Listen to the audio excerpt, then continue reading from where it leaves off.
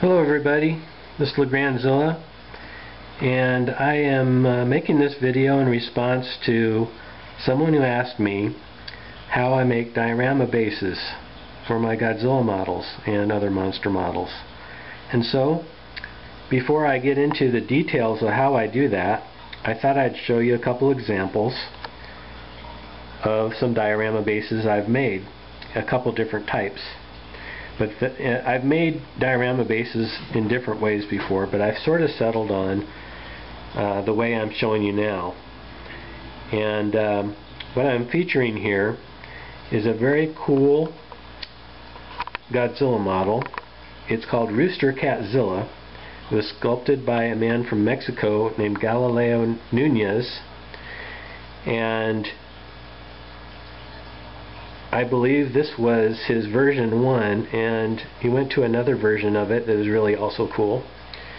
But I believe he sold me the last one he had because it was missing. I think he had to make some extra dorsal fins for me, and it was missing the tongue. But he gave me the original head, which I used in this diorama, also made from the same material, but looks quite a bit different. And so I sculpted my own part of a body to go along with it, and I had to make a tongue for him too. But we'll take a look at both of these. And this Roostercatzilla was very well sculpted. It's got a lot of good detail in it, as you can see in the skin, which I always look for when I see a model that I'm thinking about buying, is it's got good details in it, so I don't have to add a lot of details myself.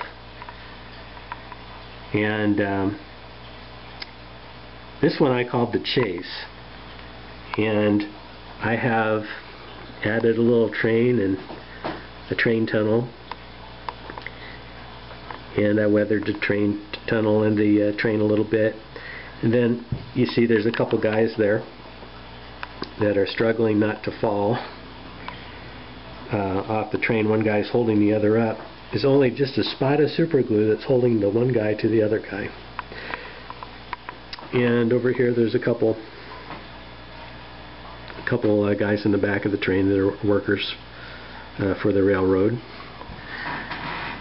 And you know, I have some different details, a little tree on the back, a lot of rock faces, and then I made a river,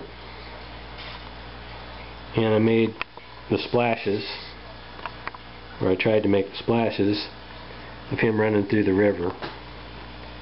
Very difficult. I sculpted them out of clay and then tried to make it look right, and I don't know that I succeeded, but I wanted to make something kind of cool for this awesome work of art.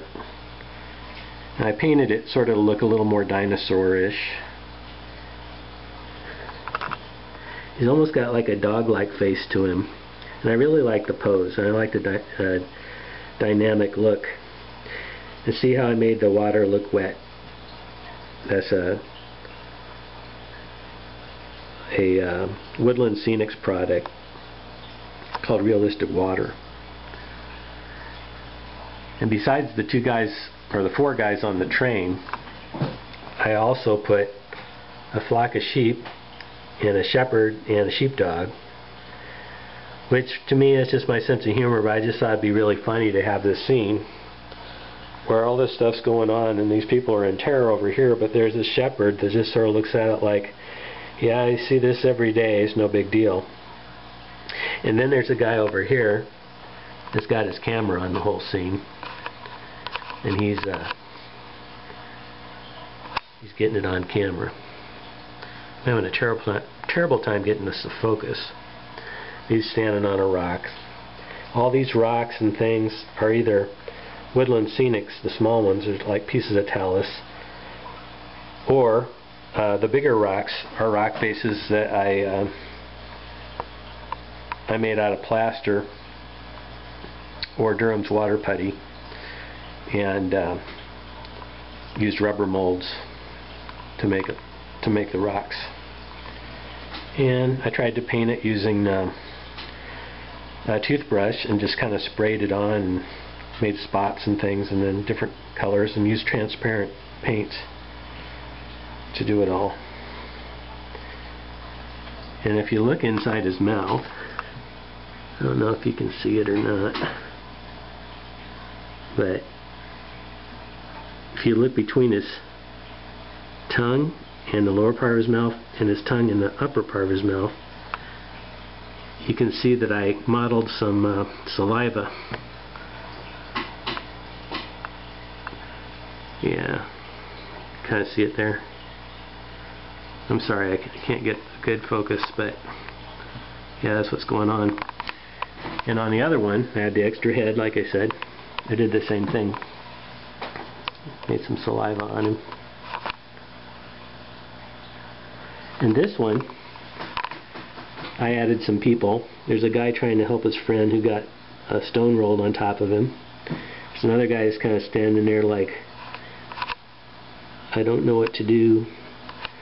And then there's a guy that's looking to see how far a drop is it going to be if I decide to take that jump. And there's a guy standing there with a rope. Maybe he's trying to think of how to get the other guys down or what he's going to do. But I sculpted the hands and arms and back part of the body and all that stuff, and the tongue, and the rest of it was the extra head I got. But this one I called Minor Diner, and I brought both these to G-Fest last year, and I did pretty good at G-Fest last year. I got blue ribbons for these. Well, I also painted this with, I don't know if you can see it, but I used pearlescent powders, and there's like these different colors that are sort of shiny, luminescent kind of colors. If you get the light hits them right, you can kind of see what I'm talking about. I can see it a lot better than you can, I can tell. Anyway, but this one here got Best Diorama at G-Fest 2011, and I was very honored to get that because there's a lot of great model builders there. But my goal, LeGrandzilla's goal, is to someday be the Chuck Norris of model builders. I don't know if it'll happen. I'm going to try. But what I'm going to show you next time is how this piece of foam, which is nice and light, and you can carve it with a hot knife or with a Dremel, can become either a diorama that looks kind of like this. Of course, you might have to put more than one piece of foam on top of the other. In this case, you definitely would. But you stack a bunch of these together, take your Dremel, your hot knife, different things, and you can make just about anything you want. And next time I'll try to show you a little bit about that and how you might be able to do that too.